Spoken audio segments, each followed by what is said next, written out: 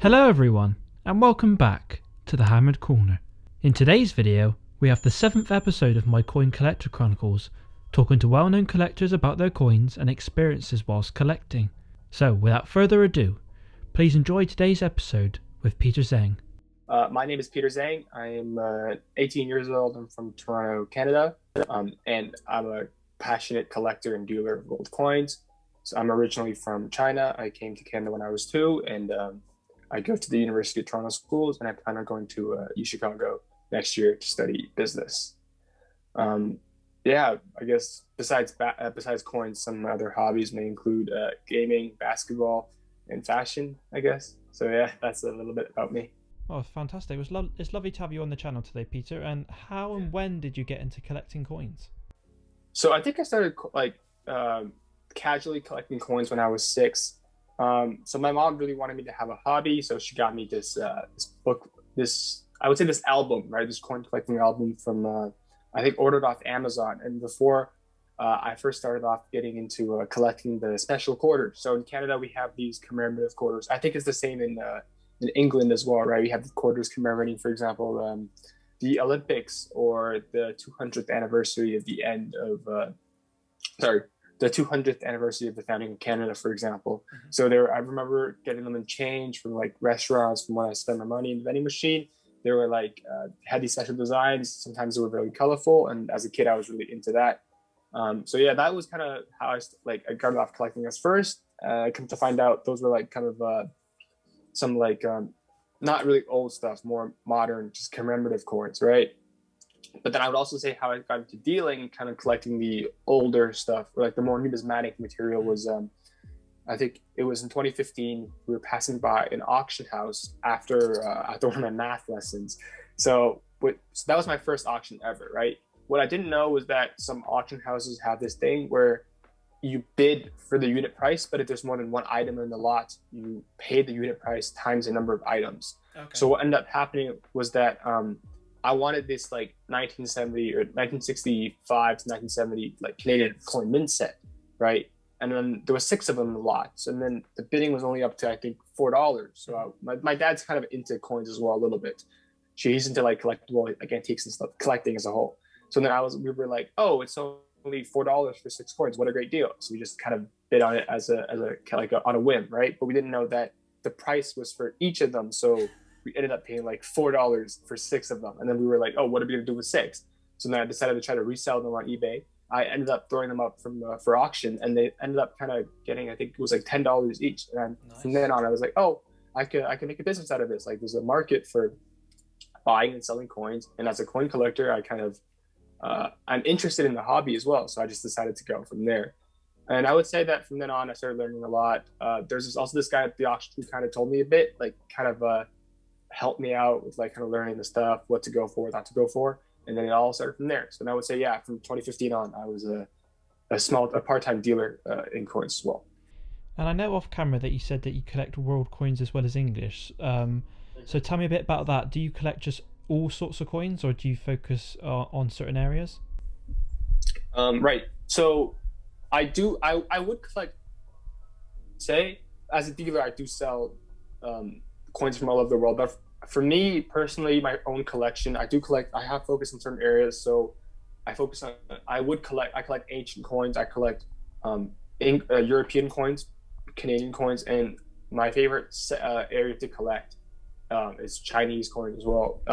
I really like the design of the Chinese coins with the dragon dollars. As a Chinese Canadian myself, I think it's like part of my heritage as well. And my grandma actually got me like when I last went to China, she actually gave me two Chinese coins that I think are like some of the most prized ones in my collection. So especially that area I like to focus in as well. Are the Chinese coins the ones with the holes in the middle? No, those ones you're thinking of are like the dynastic ones. So from about, I would say the late Qing dynasty, which is around the late 1800s onwards, they stopped minting the ones with the holes. They started minting the ones with the dragon, both on the copper and bronze coins as well as the silver ones. I actually I don't really collect the hold ones because I can't read Chinese. And the only distinguishing factor on those is the lettering, right? So I actually don't know. Yeah, I actually don't know what they say. And who is your favorite English monarch / coin to collect? I would say that my favorite English coin to collect, or like monarch, would be the coins of Oliver Cromwell and the Commonwealth. Through coins, I'm actually like pretty fascinated by English history. I would say I know like most of the kings and queens, or like I definitely know them past the Plantagenets. Before then, the Anglo-Saxons, maybe it gets a bit hazy, but I would say my favorite to collect is that, just because of the history.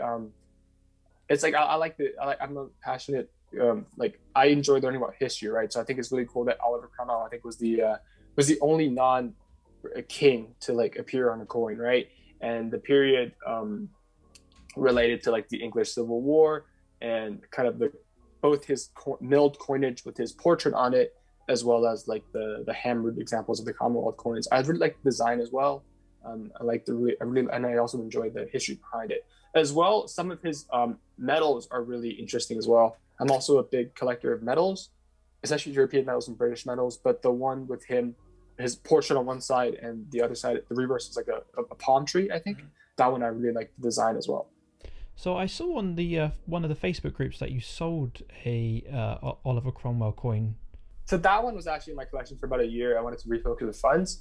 But yes, I actually had, I think it was, an NGC VF30 Oliver Cromwell half crown. That was, at that time, one of the most expensive coins in my collection. Yeah. And then I ended up selling it, or it's consigned for a June auction. And what English hammered coin has been in your collection the longest?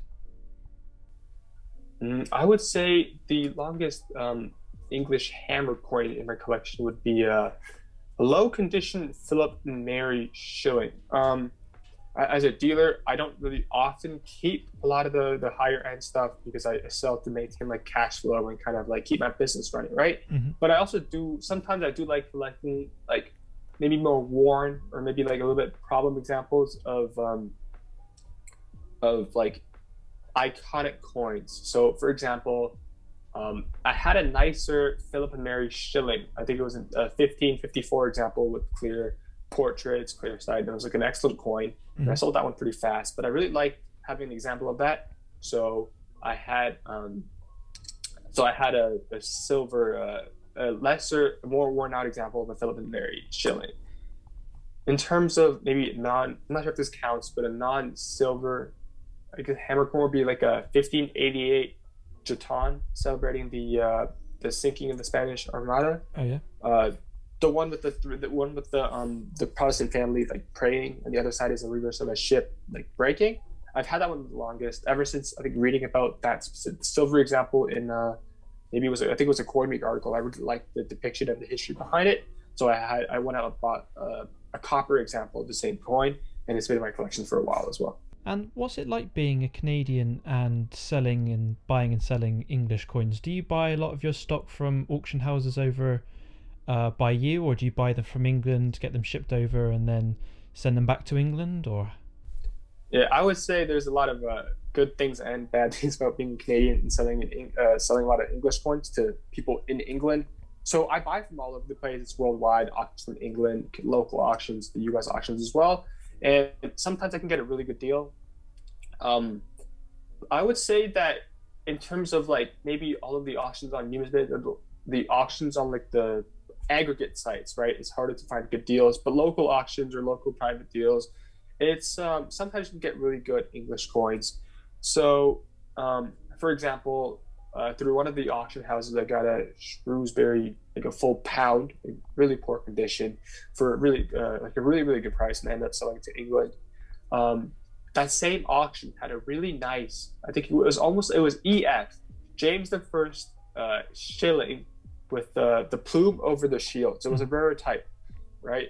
It only sold for like, I think it was like $130 US, and I had a bid of 300 in there, but my Wi-Fi didn't go through, so I ended up missing out on that one. But that was one of the biggest regrets recently. But yeah, like as I said, it's easy to find good coins, quality English coins at auctions. In terms of the bad parts, just shipping to England is kind of a nightmare. I know some of my customers have to pay the VAT premiums. It's easy to get them wrong. It's kind of an annoying thing. and then the higher shipping fees as well. It's kind of tough. But other than that, I would say it's about the same experience being Canadian, selling to England, and being in England itself.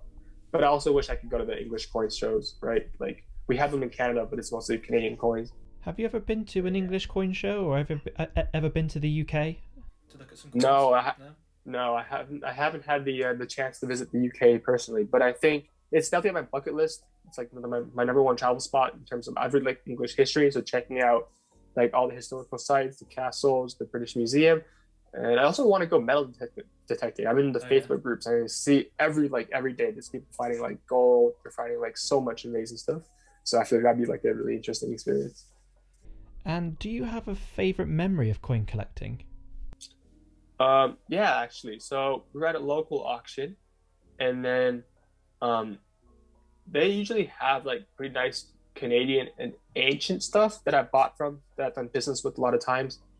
But then this 1919 gold Chinese Yunnan province $10 piece popped up, which is a really, really rare coin. Like the Chinese didn't really strike a lot of gold coinage until recently, the Panda series. So any vintage like Qing Dynasty or like Republican era gold coin of China, like from China, is very, very, very rare. The Chinese market is really hot right now, so I would say straight grade examples are selling for about 2 to 3 times the price guide. They're just realizing records every single, like they're breaking records every single auction they come around.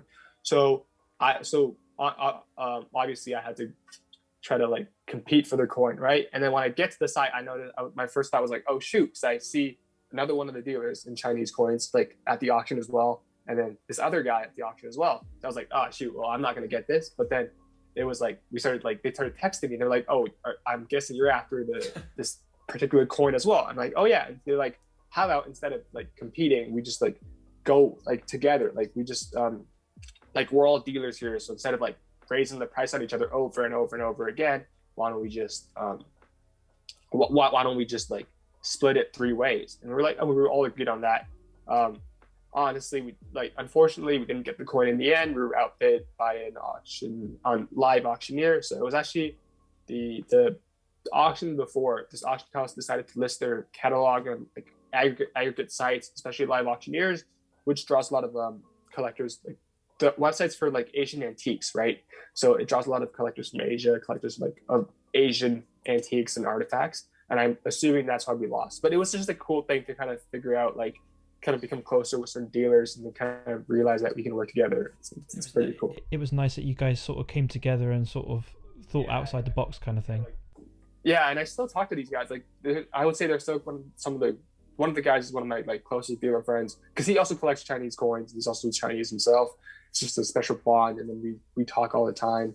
I sold him a lot of stuff since then. He sold me a lot of stuff. It's been a good relationship, kind of like starting from that moment, I would say. Oh, that's lovely. And the next question, I've sort of got 2 questions in one because they might interlink. So, what is the rarest coin you've ever had, and the most expensive? So I think the most expensive coin I've ever had was this. I don't think it's an English coin, but the Cromwell half crown will come close. Fingers crossed. I think the rarest would be this 1872 Canadian 10-cent piece. So for any Canadian collectors out there, it's a specimen strike. It's also a key date by itself, but it's also a specimen strike in great condition. I ended up selling it for close to, I think it was like $5,000. Oh wow! In terms of, yeah, it was a pretty nice coin. Yeah, some of the nicest handled. Some other stuff come close, but that was the leader, I would say. In terms of the rarest coin, I'm sure it's like, in terms of known mintage, it was a 304 Iranian gold coin, a 1931 one Pahlavi coin. That the mintage was 304.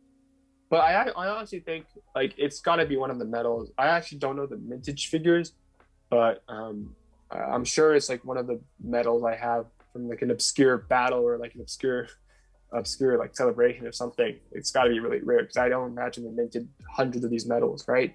So for example, I have a very large medal commemorating the Peace of Westphalia from 1648. I don't think there's like, I'm not like, I couldn't find any research on the mintage figures, but I don't think there's like I don't assume there's hundreds of them going around minted, right? It was like such a big piece of silver that worth a lot back then. I also have it was a 1708 medal celebrating the Battle of Oudenarde. I also like that might be one of the rarest. I'm actually not sure of the vintage figure, so I would say the rarest one confirmed would be the Arabian Pahlavi piece with the mintage of 304. But I'm sure that some of the medals I've handled have lower mintages actually. And do rare types of coins excite you? Is that something that you want to collect, or was it just a coin you wanted and then you just so happened to buy it and it was a low mintage figure? No, rare coins are definitely something that I collect. Honestly, for me, like I'm more interested in like the history or the story behind the coin over the pure mintage as well. So, for example, when I see some of the coins, like some of the U.S., for example, right, the U.S. market, where I see that, for example, a coin with an added mint mark or something would be worth about 3 times let's say a San Francisco Mint Morgan dollar of a certain date would be worth, let's say, 10 times more than a Philadelphia Mint. I would be interested as a dealer, but as a collector, I wouldn't rationalize it possibly. I'd rather use the money for a coin with like a more appealing or like more historical tie, you know.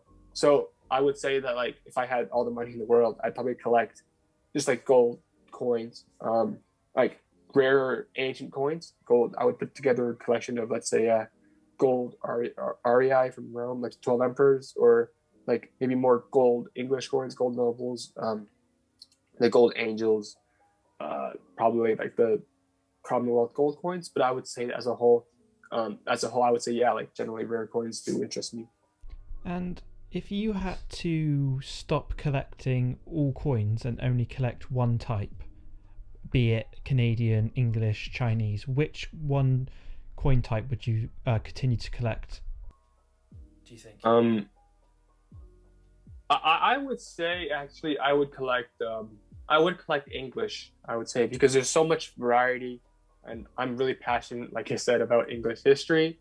So I'd collect that type. I also think that like I would say in every coin market there's like a certain level of like academics to it, like studying the varieties, studying the mint marks, studying the like the mints, or like the store, like the specific varieties behind coins, right? And I would say the English market actually is like really fascinating in that aspect. There's like, let's say for example, there's like just so many varieties of Charles I half crowns with like the king's drape or like the king's portrait, and same with Elizabeth, for example, right? I think that's something I want to get into more in the future, and there's like a lot of space for that within English coins, within British coins, I would say. Anywhere else. Fair enough. Yeah.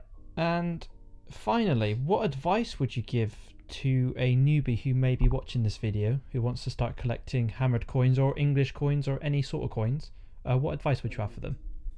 My advice would be just kind of like slowly get into the hobby. I would say like wet your feet first. Just do a lot of research. Like as they always say, a big cliche, like knowledge is power. So you need to make sure you know what you want to collect, what your goals are, and then that's like kind of the more overarching like goals of coin collecting, or like your specific wants, but more specifically like the how to grade, how to authenticate, how to tell like a clean coin from a non-clean coin, how to like accurately research price guides or like auction records so you're getting a good deal.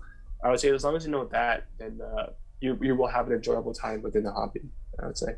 Well, thank you very much, Peter, for coming on and telling everybody about your experiences. Yeah, thank you very much for having me. It was nice to meet you. Pleasure, thank you. So there we have it. Big thanks to Peter for appearing on the channel and for sharing his experiences with us all. Please like, subscribe and turn on that notification bell so you never miss a video here on the Hammered Corner. Thank you all for watching, and as always, keep collecting.